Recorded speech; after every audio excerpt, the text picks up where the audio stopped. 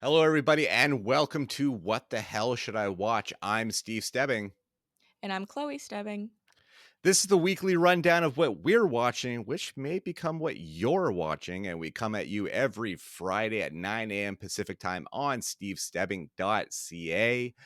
And last week, I teased Jeff Nichols' latest film, something that was very anticipated for me, and I'll get into that in a second. But I also have something special to bring, and it's definitely for your eyeballs.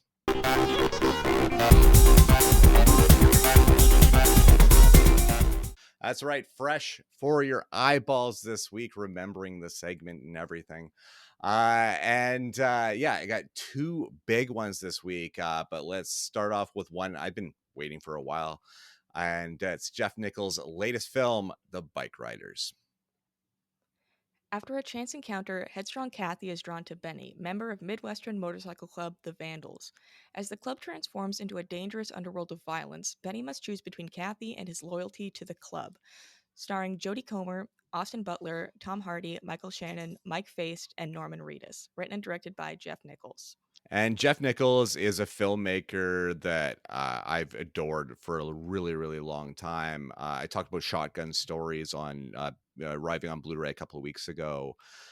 He did a movie called Mud with Matthew McConaughey that's just character actor gold. It's so good. It was a part of the Matthew McConaughey like renaissance when he won an Academy Award for Dallas Buyers Club. He did True Detective. Like he was kind of the hot thing at the time. Mud came out in that time. And then Jeff Nichols did a film called Midnight Special with Jaden Martell and Michael Shannon and Adam Driver. And Joel Edgerton. That's really, really, really good. I called it Southern Fried Spielberg. Like it's like Okay. a Steven Spielberg like family-ish film or family adjacent film, but with because he's a Southern filmmaker, right? So he has just kind of like that Kentucky, that Oklahoma kind of seasoning to it. And then Right. he did a film called Loving with Ruth Negga and Joel Edgerton about interracial marriage in the southern states. That's a really, really good film, but that was 2016, and now we're sitting in 2024, and this new film comes out. 8 years I've been waiting for this film. It was actually supposed to be released in December. I forget who the studio was at the time, but they ended up dropping the film, and Focus Features picked it up, but it delayed the release by like 7 months. So now we finally get it, and it is like an actor's feast. Every single actor in this film just brings it for however long they're on screen. They are so brilliantly present. I think I mean, Tom Hardy, we know Tom Hardy is capable of like incredible work. He's given it time and time again in his career. He doesn't phone stuff in. Even if it's Venom, he's not going to phone that stuff in, right? He's still Yeah. awesome. Um, but Jodie Comer is an actress that should be the actress of the moment right now because she dedicates herself so brilliantly to her roles, and she's incredibly seamless in this film. Because I mean, she's basically the central narration of this film because it's based on a book that Mike Faist's character is the author of, but he's the interviewer and the photographer. So it's largely her story, and she shoulders that weight so well. But when it comes to Austin Butler, I mean, like him or not, Austin Butler is one of the actors of the future. Like he is one of those future A-list stars, and he ain't going anywhere. He's there. He's there, and he's present, and he's so goddamn good. And the camera loves him. The camera loves Austin Butler every moment he's on screen. But also, I mean, the background actors in this as well, the supporting guys like Michael Shannon, who again is an actor incapable of turning in a bad performance. Even in bad movies, he's the best. He can sometimes be the best part of it. He has just incredible monologues and pieces in this film. Boyd Holbrook, I like a lot.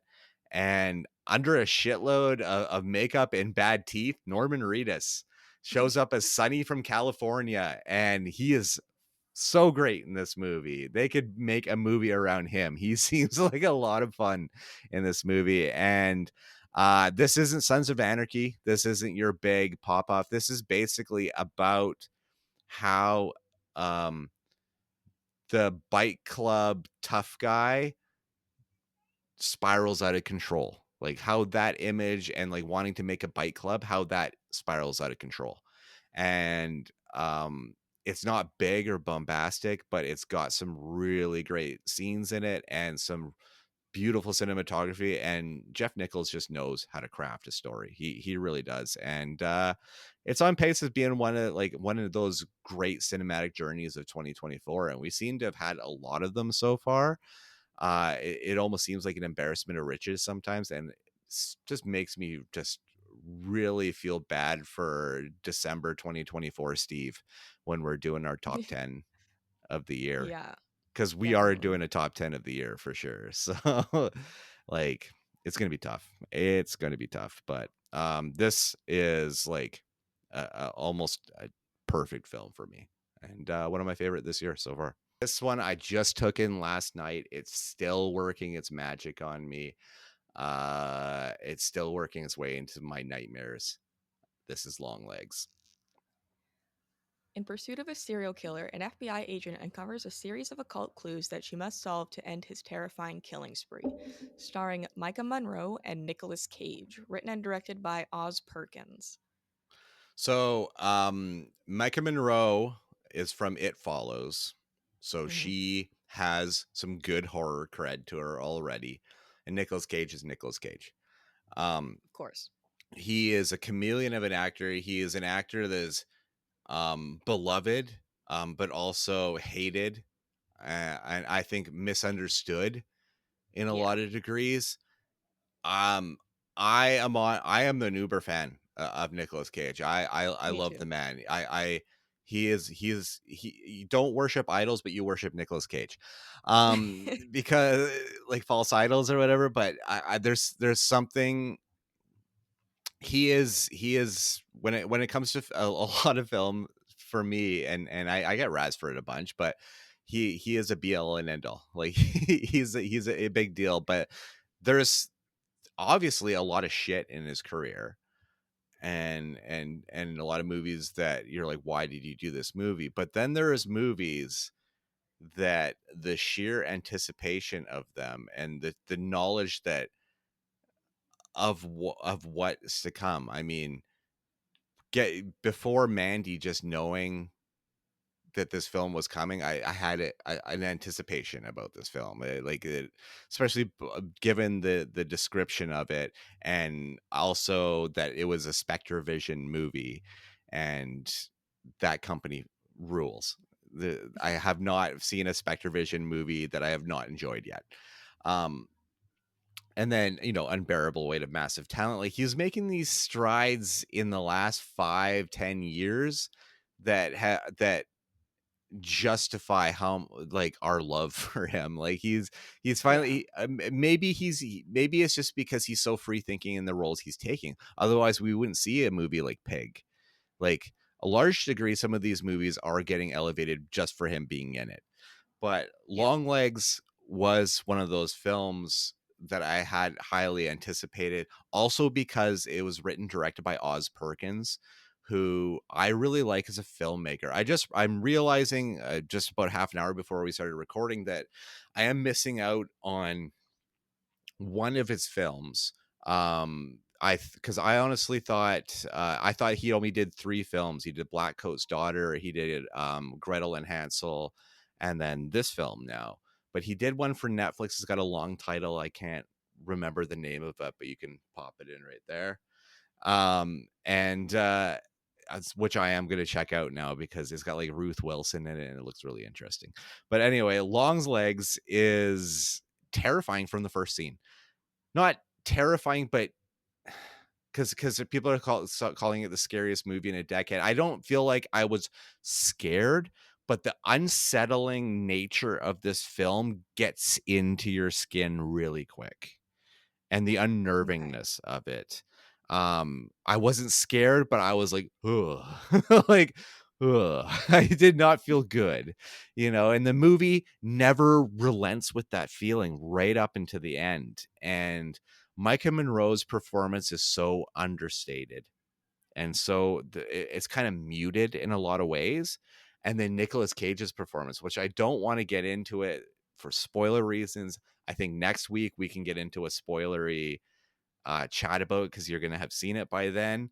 Yes. Nicolas Cage is up here, and there is a trailer that they released in the last 2 weeks before the movie came out, where um they were able to record Maika Monroe's heart rate from going out of the interrogation room into the room, and she'd never seen Nicolas Cage in full makeup at this point.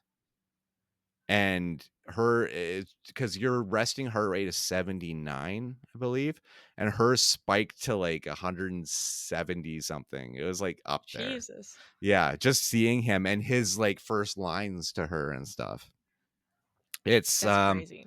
Yeah, I honestly, because pulling back the curtain a little bit, once we're done this episode, Chloe is going to be watching Longlegs, Yeah. and I'm just wondering what the text is going to be afterwards. I'm very excited for this, especially being another Nicolas Cage fan. So Yeah. Well, I mean, one of his recent blunders, I guess people are calling it, because a lot of people didn't like it, was Willy's Wonderland. But I loved that I movie. I thought that actually movie was so good. Like, I I, enjoyed it for what it was. I own it. Really? Yeah, I got it for like $10. That's nice. Yeah, yeah, yeah. I had fun with it.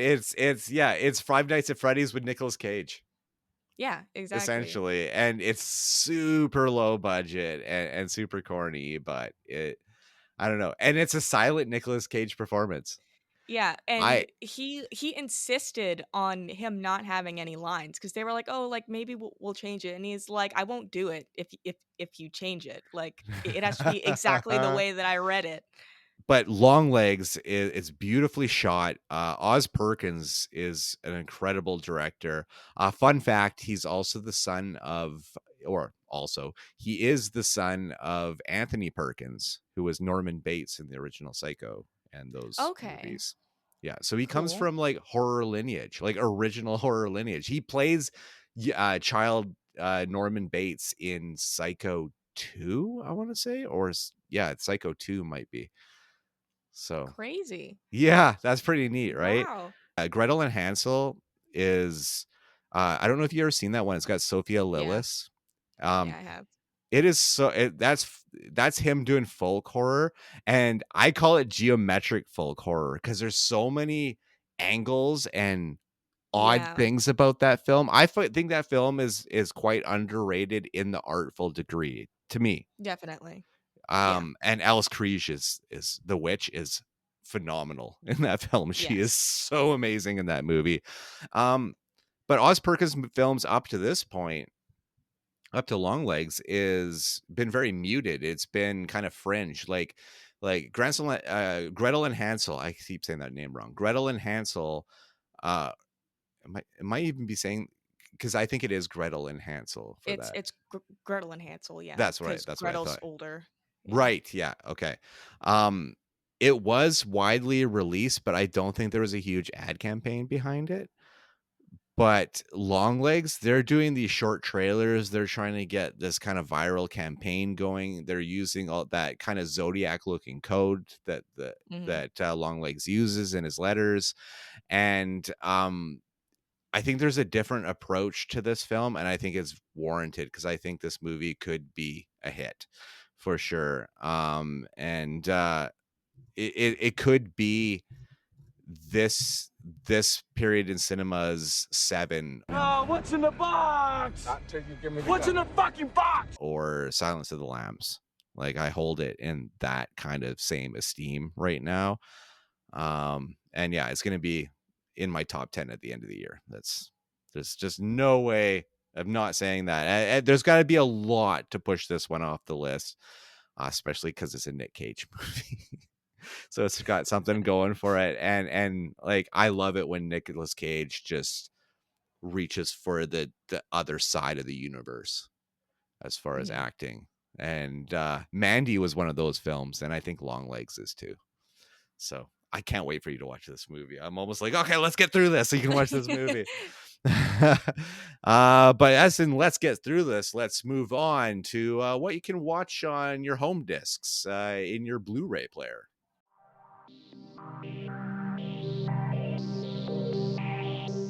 All right, on the blue this week, well, it's a Rowan movie. It's Boys on the Boat. A 1930 set story centered on the University of Washington's rowing team from their Depression-era beginnings, starring Joel Edgerton and Callum Turner, directed by George Clooney. As you know, the exciting world of crew, of longboat, Crew. and a bunch of people rowing. I mean, Joel Edgerton's great. He's always great in everything he does. He's always solid. Callum Turner, I really like.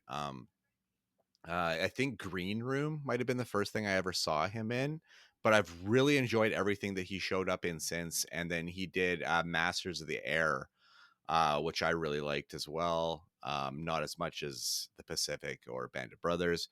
Actually, I'm going to be bringing that series next week for the wrap up on that one because I have a few things to say about that. But anyway, back to Boys in the Boat. For a movie about boats which are on the water, this movie is incredibly dry. Like an incredibly dry, like prestige biopic film. Clooney is going for those feel good strings, this triumph over the Depression era adversity. The team, goes to the Olympics. The Olympics are held in Germany during Nazi Germany time, like just before the war kicked off. Which is obviously a weird era, but that's also kind of the shoehorning of historical stuff is also kind of what takes away from this movie. There's a scene where they directly reference Jesse Owens, like they talk to him. They're like, "You're the fastest man in the world, aren't you?" And like, it feels like so like, remember this? Like this happened around the same time, and you're like, yeah, I mean, Clooney's charm can only get me so far, especially when he's not in the movie. So I don't know. This Right. movie felt like nothing. It felt forgettable. And I mean, he had his intentions of making it. He really was enamored with his story and wanted to show the speed and the context of training for these events and stuff, but it just didn't work for me. I'm not going to ask you if you're interested in this one because I hard no. All right, let's get to the streaming.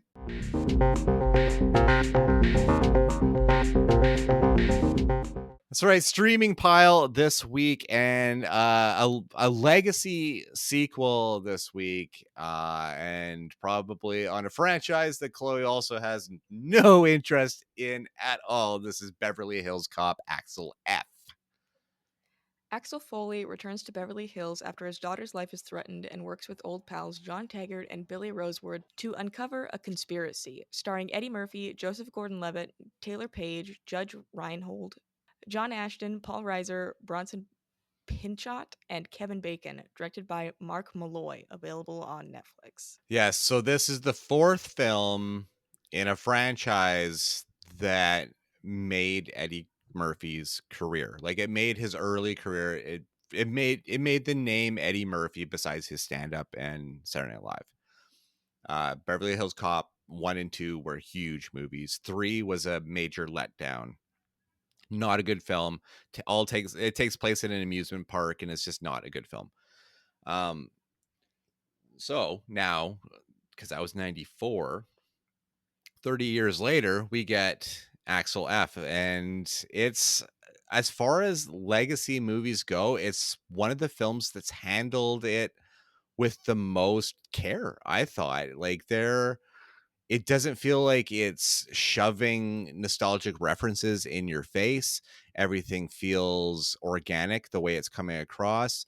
The fact that Eddie Murphy is not doing the Eddie Murphy laugh anymore takes a bit out of the Axel Foley character. Because you just kind of notice that it's a big piece, but he says that he got mocked. He feels like people are mocking him with his laugh, which is his real laugh.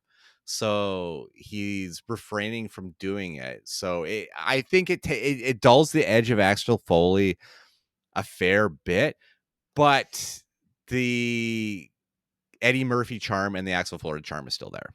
Eddie's been weird lately.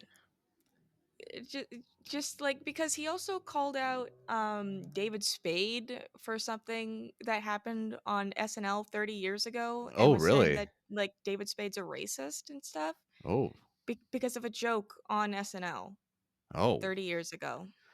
weird. And he just brought that up recently. Like that's it. He Is just that brought part that of up this? like 3 days ago, So that's part of this press junket then for Beverly Hills Cop, because the last I thing he guess. did was the Netflix movie You People with Jonah Hill, which is like just a dog shit film, like one of the worst films I've ever seen, and it features a CGI kiss between Jonah Hill and his love interest in it, Lauren London. Uh, yeah, their kiss was CGI'd. Why? Because Jonah Hill doesn't want to kiss anybody that's not his girlfriend, and they required it for a wedding scene.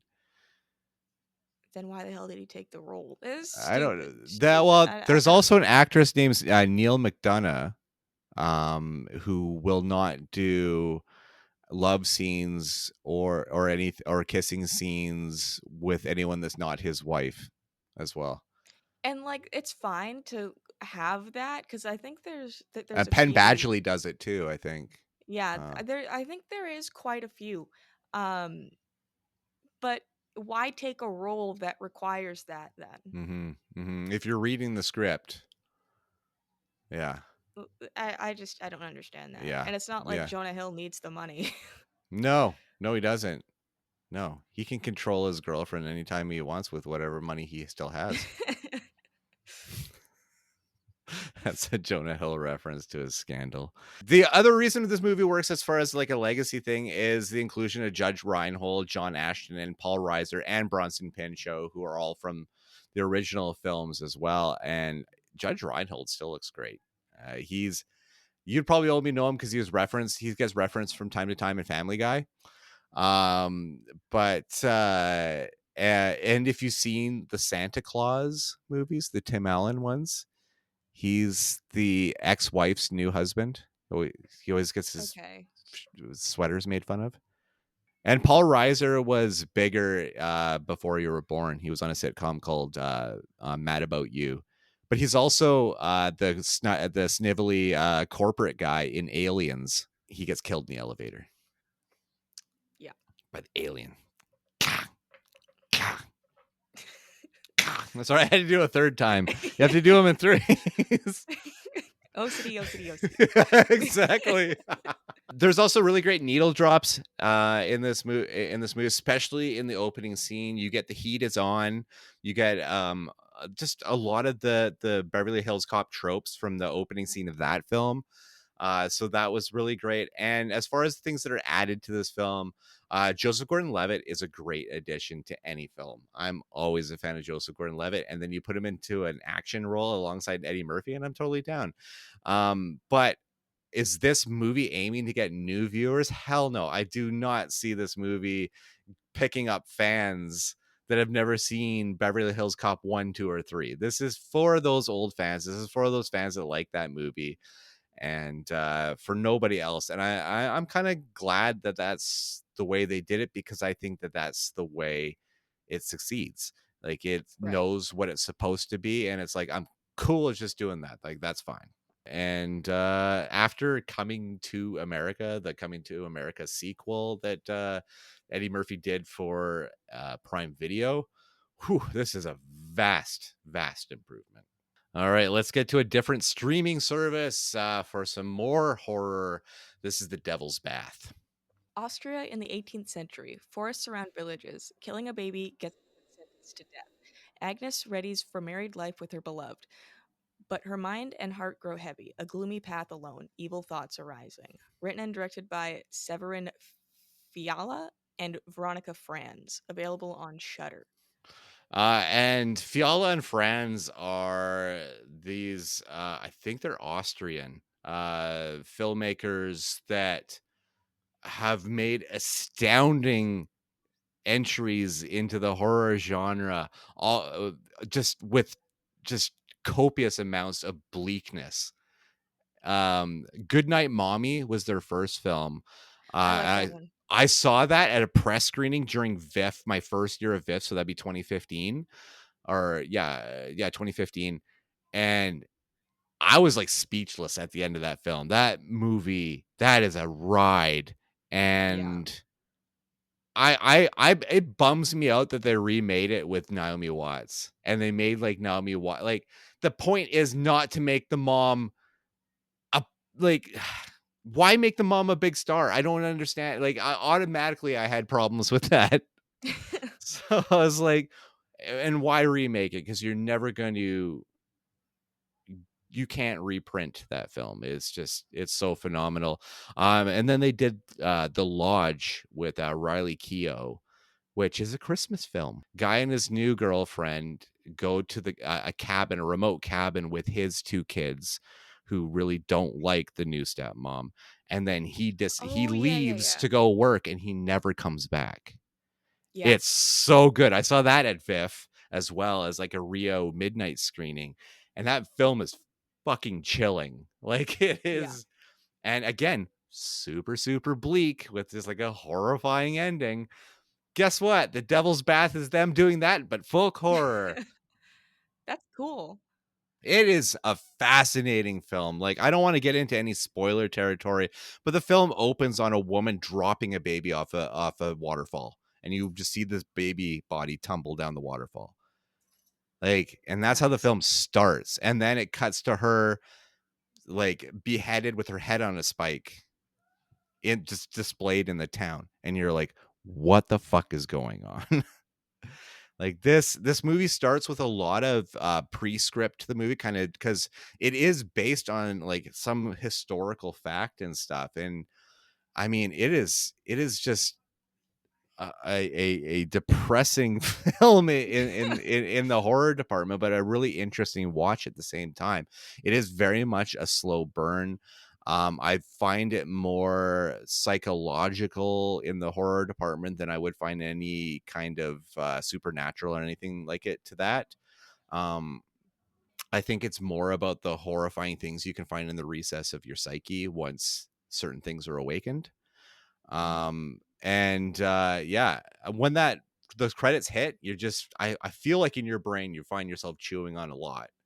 Like, okay, like that is a lot coming down on me. It's on Shudder. I mean, if you've already seen the other two films, you might as well Yeah, watch this one. definitely. It is longer. It's about 2 hours and 7 minutes. So I think that is their longest film to date. Yeah, I feel like this is going to be on your list. So I look forward to unpacking this one again in the future on the show. Let's hit up some television stuff on the streaming services. First up with Supercell.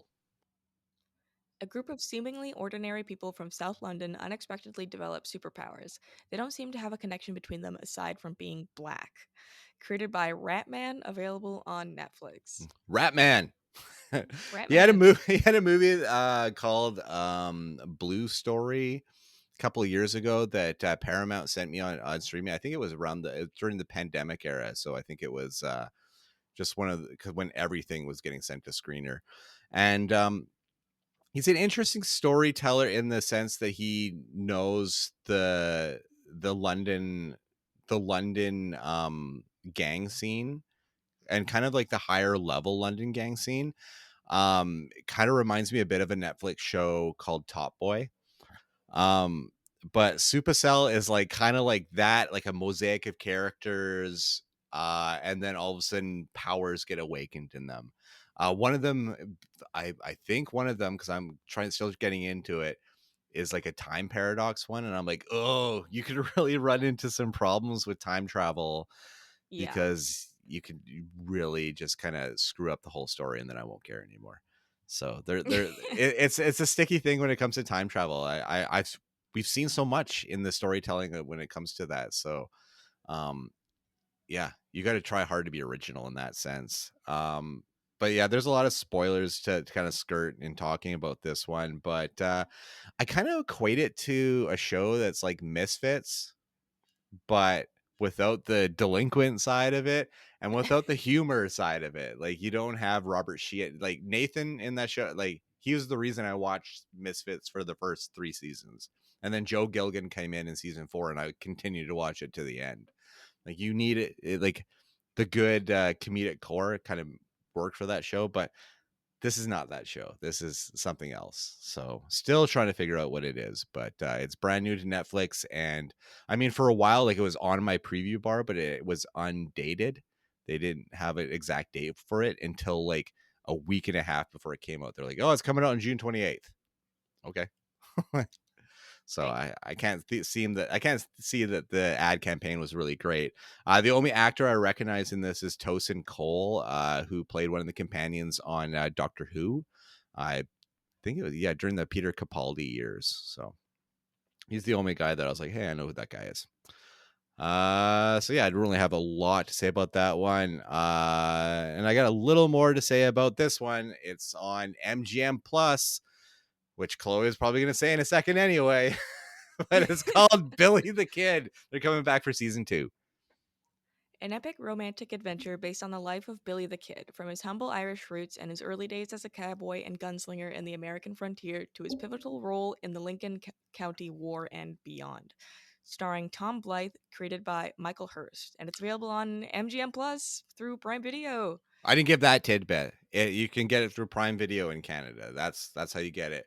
And usually I'm praising this streaming service, but this might be the first one that's not working for me. And I think it's also like how I was just saying about time travel. If you don't do it right, it doesn't really work, and you lose me as a viewer. Westerns, if you don't do them with a higher level care for your world you're building, and I'm sorry, it comes down to money and production, I kind of glaze over a bit, because we've had Westerns like Deadwood and even the Yellowstone spinoffs, and Billy the Kid feels like lesser version of that, which is disappointing, because I like Michael Hurst, because I enjoyed The Tudors, and Vikings is a solid series. Yeah. It's a really well done, and a show that entrenches itself in that time period. It feels like it's very honed in knowing of that time period, and I just don't feel like I get that from Billy the Kid. I don't really know Tom Blythe all that well as an actor. He just played Snow in the Hunger Games prequel, which admittedly I have the Blu-ray. I haven't watched yet. I haven't watched it either. It's on Prime or something. Yeah. Still haven't watched it. To be honest, Mockingjay Part 1 and Part 2 kind of burnt me out. I did not enjoy those films. I felt they were very dull, as far as I didn't feel like there was a lot going on.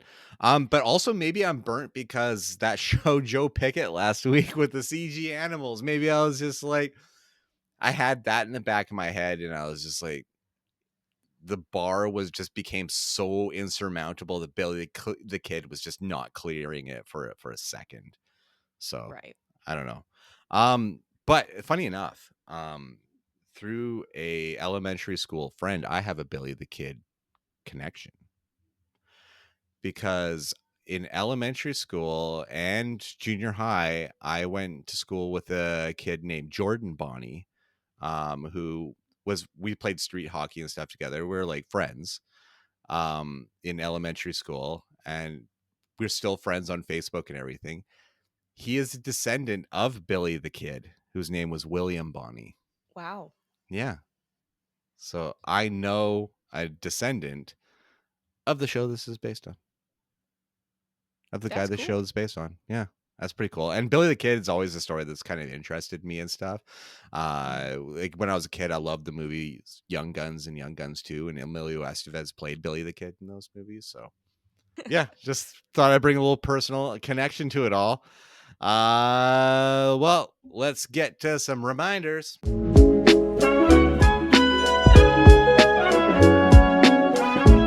That's right. This week's reminders, some Blu-rays of Blu-rays and 4Ks of things that I've already reviewed, or we've already reviewed on this show. The first one is Challengers. This was Zendaya, Mike Faced, and Josh O'Connor.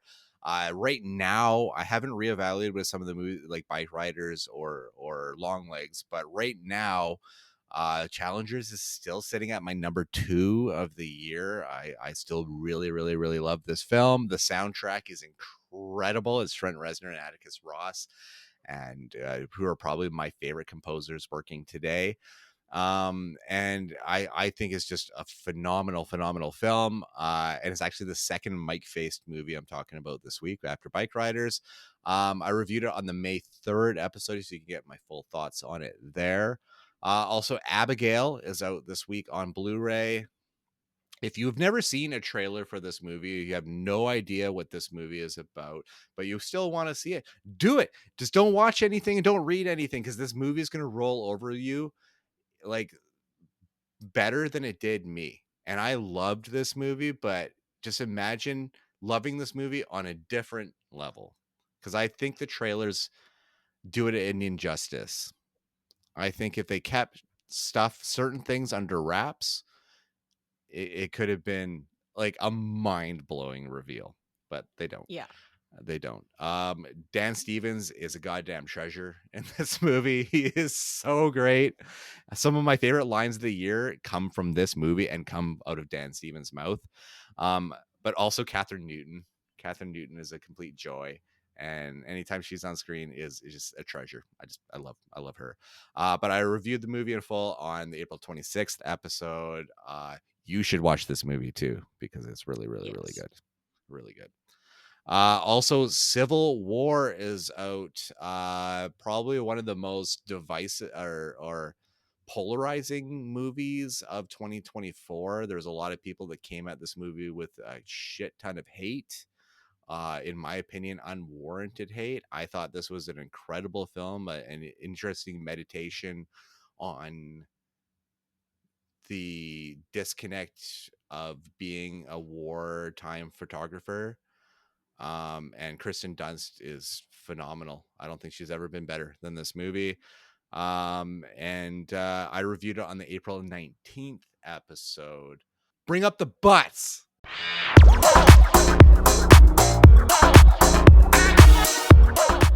Bringing up the butts. Bringing up the butts.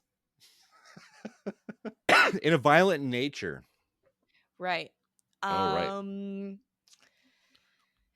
right. Not awesome. No. I mean, if anybody's seen my Letterboxd review, it is not positive. It's just boring, dude. Like boring. Like not Walking like art Simulator film 5000. boring, or like actually No, boring? like boring. Like we don't have enough material, so you're gonna watch this guy walk for. It has to be at least 30 minutes Mm-hmm. of the entire film. Um, and the first time that they did the walking scene, it was acceptable, and I was into it because there was also dialogue going on in the background. So like you were getting like exposition Mm-hmm. as like we see the killer walking towards where the people are. But that's the only time that they did that. Any other walking scene, it's literally just watching him walk for up to 5 minutes at a time. It's crazy. Like it's crazy in the worst ways possible. And the kills are dumb. They're just straight up dumb. Um I mean, I'll give props to like the FX department, I guess, because this looks like it was probably their first job. So congratulations on that, but it's not good. Um they look like rubber dolls. There's like one scene where the killer's carrying around like the top half of a guy's head, and he throws it on the ground, and it sounds like he threw a cup on the ground. It's like a plastic clink when it hits the ground. Oh, weird. And it's just there was a lot of things that just way took me out of it to the point where I was like, this is just dumb. So Fair. I That's was fair. disappointed by that one. Fair. Well, I will also direct everybody to Chloe's review on Letterboxd because it's a really well written review. Um, and yeah, I'm still gonna watch it because I'm a glutton for punishment at the end of the day, and I'm also a Right. completionist. Like I need to see everything. Although I think I'm gonna not see Terrifier 3. Okay. I'm gonna I'll XO it. watch that Yeah, for you then. yeah, exactly. I'm gonna XO with that one. I just don't have it in me. Um, but yeah, there's the yoga kill that I want to see. So I just keep hearing Yeah. the internet Oh, stuff. yeah, I know which one you're talking about, and it, like the idea is cool, but it's executed so poorly. And all the victims literally just like, there's a killer there. He's about to get me. They don't All do right, anything. Some of them literally just close their eyes and wait to die. Like I don't know. I don't know. Maybe it's just fair not enough. my type of dying. Well, that's a great way to put it. That's a great way to put it. All right, so that's a thumbs down from Chloe on that one. I gotta ask because I just covered it for an episode of Tremble, which will be out not this week but next week. Um, we did an episode on Skinamarink, which is a movie that has been on Shudder for a while, was internet viral, something that you've seen as well.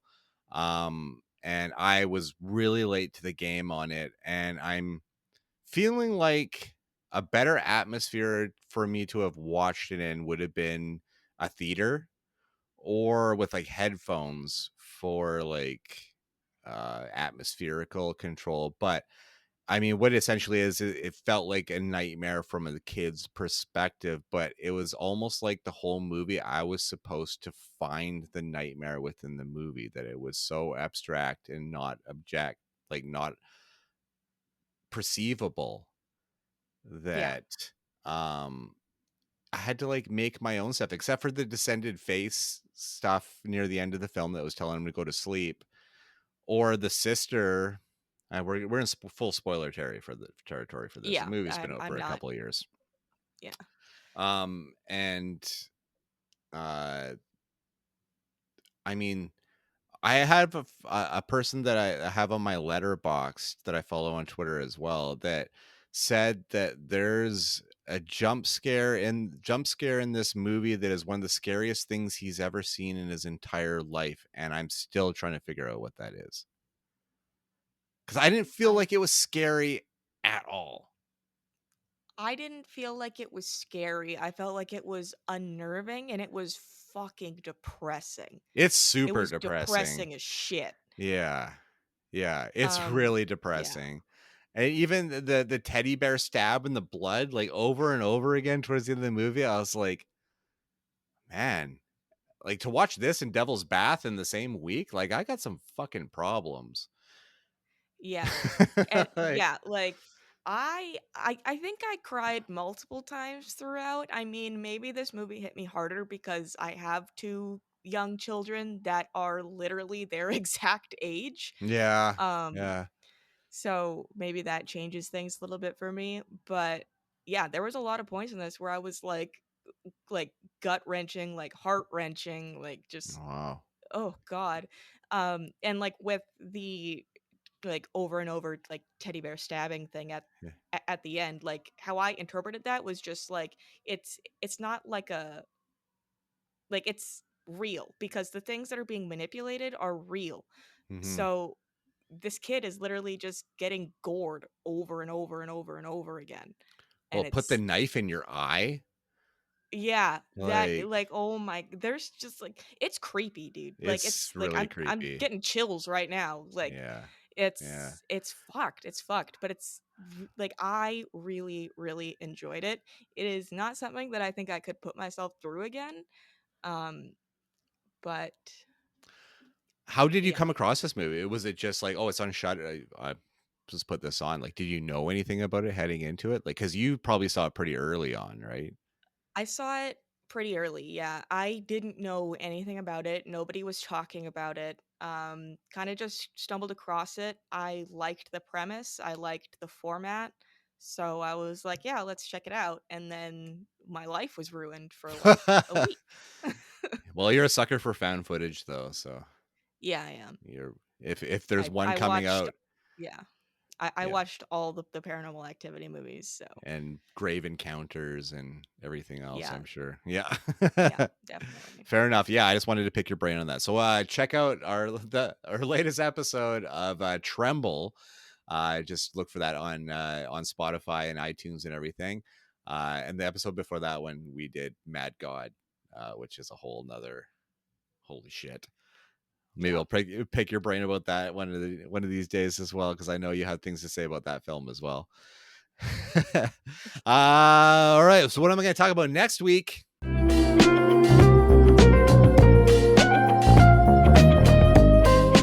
So, taste of next week. This is a weird one because I was gonna go see Horizon, the Kevin Costner cowboy film. How does Kevin Costner keep getting work? But it was the only screening was at 7:30, and the film is 3 hours long. And I don't want to get out of movie theater at like 10:45. Like, I'm old. I don't want to do that. Not into that. So I'm gonna go see Fly Me to the Moon instead. I'm gonna rom-com it up with Scarlett Johansson and Channing Tatum. And a lot of people are saying that this doesn't even look like a real movie. Like it's like an AI generated film. And I don't know. I saw a listing of like this film looks like an AI generated. I'm like, I've seen that. It's a real film. I've seen that one too. That's a real film. So I think it's just the internet being trolls as they do. But Yeah. I also might, because and this goes against everything I just said about Horizon, but starting Friday, there's only one screening a day, and it's at 9:30 at night. But Maxine is going to be playing in Penticton, and it's the only chance I have to see it. So I might have to sneak out and add that to the show next week, because Okay. I have to finish that trilogy. Yeah. X, Pearl, and Maxine. I've got to finish it. So Fly Me to the Moon next week, and maybe Maxine. We'll see how that goes. But that is it for the show this week. You can find me on Twitter, Instagram, Threads, and Letterboxd at the Steeple Dead. You can find me on Letterboxd at HoneyBunChloe. And you can find this show on stevestebbing.ca. You can also find it on YouTube. Just search up Steve Stebbing. And I'm on shiftheads.ca. And I'll have more details next week, but I am returning to the weekly radio airwaves, albeit just in the Ontario area. But I am returning weekly. I'm doing a show with Shane Hewitt. So check me out there. And that empties out our list for this week, and we got to fill it up again. So until then, bye-bye.